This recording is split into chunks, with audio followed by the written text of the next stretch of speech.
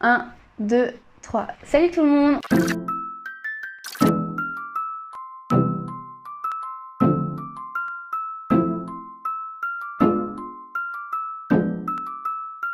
On se retrouve pour cette 6e vidéo du Kainé Octobre. C'est un Laura Time. Sharon n'est pas avec moi. Donc c'est une vidéo où c'est seulement moi qui vais parler sur un thème assez spécifique qui est en finir avec le sentiment d'infériorité. Alors déjà je voulais définir ce que c'est le sentiment d'infériorité avant de pouvoir développer 2-3 points pour en finir. Alors le sentiment d'infériorité, c'est une impression qui est réelle ou imaginée d'un individu. Donc d'être moins bien, c'est vraiment une perception négative de soi-même qui se projette sur les autres en les voyant meilleurs que nous-mêmes. C'est aussi une tendance à l'égocentrisme parce que le sentiment d'infériorité, c'est vraiment quelque chose qui nous pousse à être centré sur nous-mêmes, à faire une introspection abusive également de soi-même, c'est-à-dire en fait qu'on va tout le temps être concentré sur nous-mêmes, on va tout le temps être à l'affût par rapport à ce qu'on pense, par rapport à comment est-ce qu'on agit, comment est-ce qu'on fonctionne, mais ça va pas être une introspection qui va être utile parce que la finalité de cette introspection-là, elle n'a pas de solution en fait. C'est vraiment juste en fait de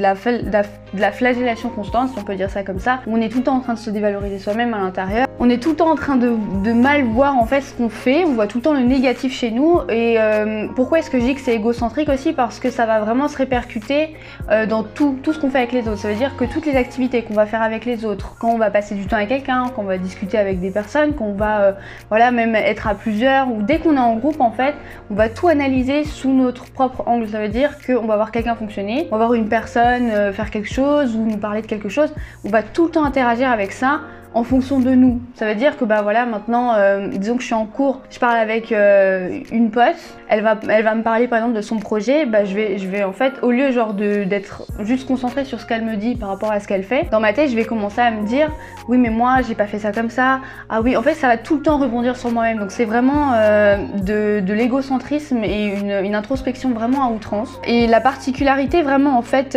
de cette introspection abusive en fait, c'est vraiment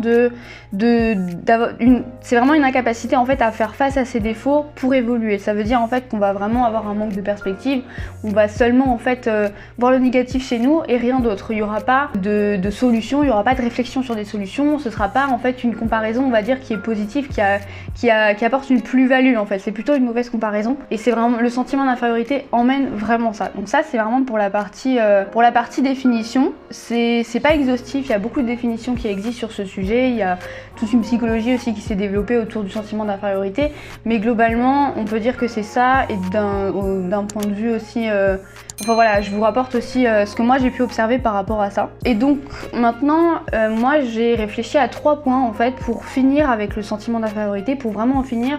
Pourquoi déjà est-ce que c'est important en fait de traiter ça? Parce que pourquoi est-ce qu'on en parle en fait dans Kainéo? Parce que nous notre objectif en fait dans Kainéo c'est d'apporter une nouvelle philosophie à la jeunesse. Une nouvelle philosophie, ça veut dire une manière de penser, une manière donc aussi de se voir, de fonctionner avec les autres, voilà, d'interagir en fait avec le monde qui nous entoure. Et le sentiment d'infériorité, ça fait partie des points en fait qui influencent notre manière de penser. C'est beaucoup de personnes, beaucoup de jeunes en fait fonctionnent avec ça et ça impacte en fait tout ce qu'ils font. Ça impacte la manière dont ils se voient, ça impacte leurs décisions, ça impacte leurs relations avec les autres. En fait, nous notre objectif dans Kainéo, c'est d'être des personnes qui sont équilibrées dans leur vie, qui sont en phase avec eux-mêmes et en phase aussi avec les autres et qui arrivent à se fixer des objectifs et à les suivre en fait, à arriver jusqu'au bout. Donc c'est la raison pour laquelle en fait j'ai trouvé important en fait de pouvoir parler du sentiment d'infériorité parce que c'est vraiment quelque chose qui impacte énormément de jeunes, que moi-même j'ai vécu, que je travaille également dans ma vie. Ça fait vraiment, c'est un point en fait qu'il faut que moi-même je puisse travailler dans ma vie. Il y aura une autre Laura Time qui va sortir par rapport à un thème un peu analogue où justement je parlerai peut-être un petit peu plus en détail de mon expérience par rapport à ça. Mais voilà, ça empêche vraiment d'entreprendre, ça crée des relations toxiques aussi avec les autres. Donc voilà, donc maintenant j'ai développé 3 points pour en finir, 3 points concrets je pense qui sont importants en fait à pouvoir mettre en place dans sa manière de penser et dans sa manière d'agir.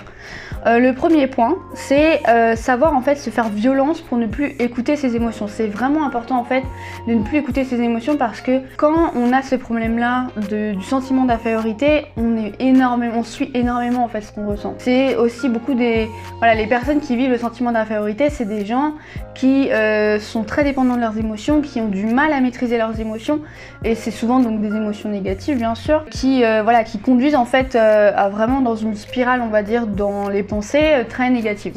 Et ça part toujours des émotions, ça part toujours de quelque chose, d'une situation, d'une information avec laquelle qu'on a reçu, voilà, et qui a créé chez nous une émotion négative, et on va juste plonger dedans. Et ça va engendrer de la comparaison, ça va engendrer de l'insociabilité aussi pour des personnes voilà, qui sont loin dans ça et qui supportent plus en fait d'être avec les autres. Donc voilà, c'est vraiment important de ne pas faire les choses avec ses émotions, en fonction de ses émotions. En fait, on est des humains, c'est normal qu'on ressente des choses, mais il faut vraiment qu'on puisse en fait développer la maîtrise de ses émotions. Même si on est jeune, c'est pas parce qu'on est jeune en fait qu'on peut pas maîtriser ses émotions. Donc c'est vraiment important. Il n'y a pas que les adultes ou voilà des personnes avec une plus grande, une expérience dans la vie, voilà grande et tout. On se dit voilà il est plus calme, il arrive mieux à se maîtriser et tout. Non, c'est pas parce qu'en fait on est jeune qu'on peut pas maîtriser ses émotions. Et c'est vraiment un point qui est important pour combattre en fait le sentiment d'infériorité. Mais ça se fait dans un cadre. Ça veut dire que voilà on maîtrise pas juste ses émotions sans rien. Ce qui va nous donner la force en fait de maîtriser nos émotions, de ne pas écouter nos émotions, c'est parce qu'on a un objectif. C'est vraiment important. En fonction de cet objectif-là qu'on s'est fixé, cet objectif de vie, la personne qu'on veut devenir,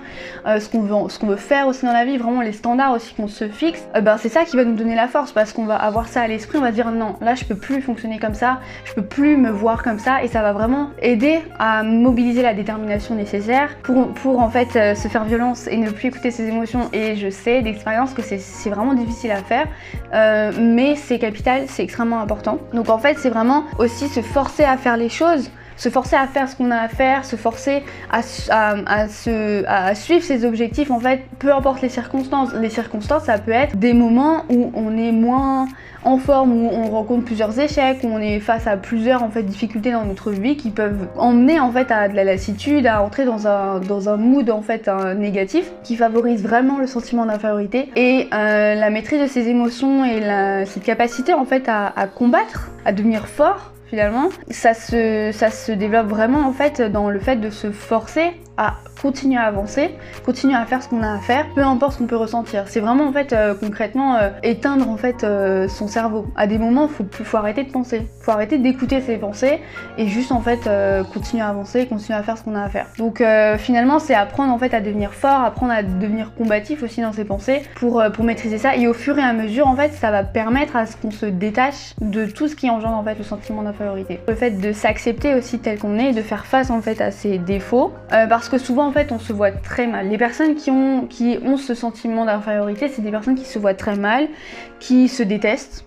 Et là où justement ce qui peut aider en fait à en finir avec le sentiment d'infériorité, c'est d'apprendre à accepter ses défauts, à faire face à ces défauts-là, à les traiter, à faire un travail en fait dessus, mais aussi en fait de pouvoir se valoriser soi-même, parce que souvent les personnes qui ont ce sentiment d'infériorité, comme on s'était dit dans la définition en fait que j'ai donnée au début, c'est une impression qui est réelle ou parfois imaginée.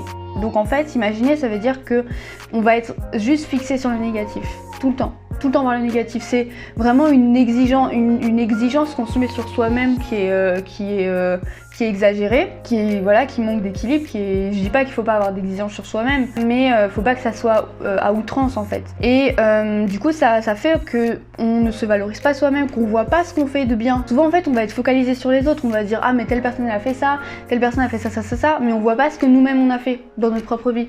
Et ça c'est important en fait de pouvoir vraiment travailler ce point-là, de pouvoir vraiment en fait se forcer à se valoriser soi-même, et ça va emmener aussi à ce qu'on va changer notre manière d'interagir avec les autres, parce que on va plus observer les autres et se comparer, être dans une perspective de comparaison, mais on va plutôt en fait apprendre d'eux, on va plutôt s'inspirer des personnes. C'est un autre type de relation aux autres et un autre type de comparaison qui apporte de la plus-value on va dire, et ça c'est vraiment important en fait de pouvoir travailler ce point là. Enfin le troisième point, c'est avoir une connaissance claire de son objectif. Je pense que c'est vraiment important, parce que c'est pas dans le vent en fait qu'on fait tout ça, mais ça touche encore une fois la comparaison, parce que l'objectif en fait il est strictement personnel. Strictement personnel, ça veut dire que chacun en fait a son objectif, chacun passe par un processus qui est différent dans sa vie.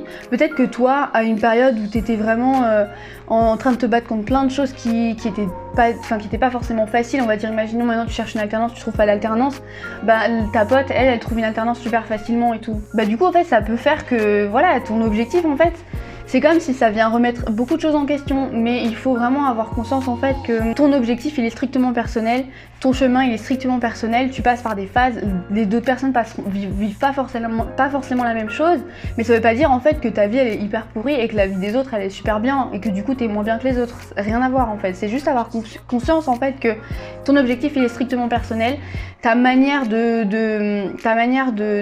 d'avancer, les circonstances que tu peux vivre elles sont aussi strictement personnelles, ça veut pas dire que t'es moins bien que les autres, d'autres personnes, ça se peut, tu sais même pas en fait par quoi est-ce qu'ils passent, donc voilà, c'est en fait une manière de se centrer sur soi-même, mais différente en fait finalement, parce que c'est pas dans un sens de comparaison, ni dans un sens de voilà, de jalousie, ou voilà tout un tas de choses en fait qui peuvent se développer autour de ça, mais c'est juste en fait relativiser, je dirais ça comme ça, et puis d'observer autrement les gens en fait. Du coup c'est vraiment important en fait de pouvoir garder une vue en fait sur son objectif, d'avoir conscience aussi que voilà tout n'est pas rose, tu passeras pas toujours par les meilleures circonstances et tout, mais ça doit pas t'emmener en fait à entretenir un sentiment d'infériorité, te voir mal, te comparer aux autres, etc.